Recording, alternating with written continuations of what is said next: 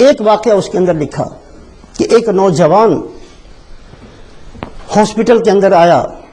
اس کے گردوں نے کام کرنا چھوڑ دیا، اس کو داخل کر لیا گیا۔ بہت سارے بندے ہیں جن کے گردے کام نہیں کرتے، یہ کم کام کرتے ہیں، بہت سارے مریض ہیں دنیا کے اندر،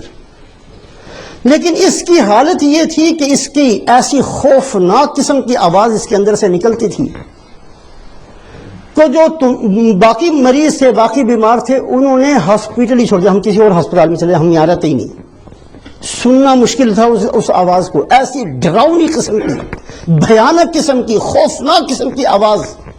اور جب رات ہوتی تھی تو وہ آواز اور بڑھ جاتی تھی، اس قدر خوفناک آواز اس کے اندر سے نکلتی تھی، اور وہ ایسی آواز سے چیختا تھا کہ چیختے ہوئے لوگوں کو تو بہت دیکھا ہے لیکن ایسی آواز کسی نے نہیں سنی۔ مریضوں نے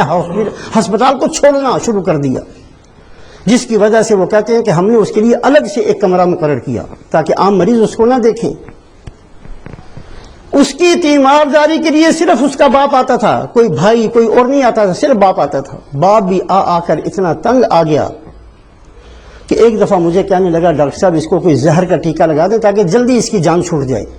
مرتا بھی تو نہیں ہے۔ تو میں نے اس کو کہا کہ نہیں، یہ ہمارے لیے ممکن نہیں ہے، قانون کے خلاف ہے، شریعت کے خلاف ہے، ہم زبردستی نہیں کسی کو مار سکتے، ہم نہیں ایسا کر سکتے۔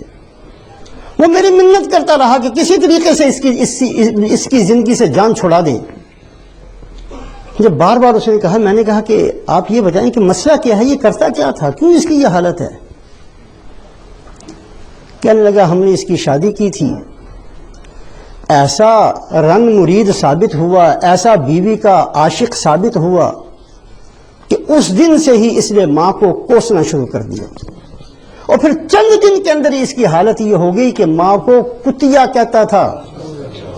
بیوی کو کہتا اس کتی کو کچھ دے دو، اور مجھے کتا کہتا تھا، میں اس کا باپ، ماں تو اس کی مر چکی ہے، مجھے کتا کہہ کر بلاتا تھا۔ پھر بھی بیٹا تھا، ہم صبر کرتے تھے،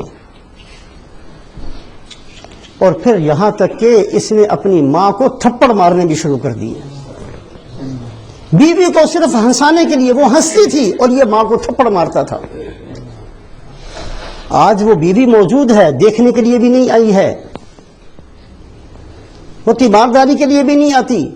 ماں دنیا سے جا چکی ہے، میں موجود ہوں، آخر میرا بیٹا ہے، میں پھر بھی اس کے لیے دعا کرتا ہوں۔ وَعَاقِلْ لِوَالِدَيْهِ، ایسے بدبخت انسان کی رمضان کے اندر بھی بخشش نہیں ہوتی۔